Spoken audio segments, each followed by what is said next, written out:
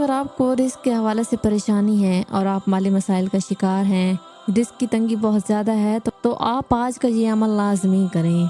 انشاءاللہ اللہ نے چاہا تو آپ کی ساری تنگیاں ختم ہو جائیں گی، اور ایک روٹی کا یہ چھوٹا سا عمل آپ کے گھر پر دولت برسا دے گا۔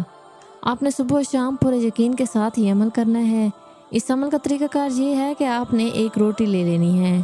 باوضو ہو کر روٹی کو اپنے سامنے رکھ کر یہ عمل کریں۔ سب سے پہلے آپ نے درود پاک پڑھنا ہے، اس کے بعد آپ نے 41 مرتبہ استغفار پڑھنا ہے، اس کے بعد 41 مرتبہ اللہ کا یہ صفاتی نام یا رزاق کو پڑھنا ہے۔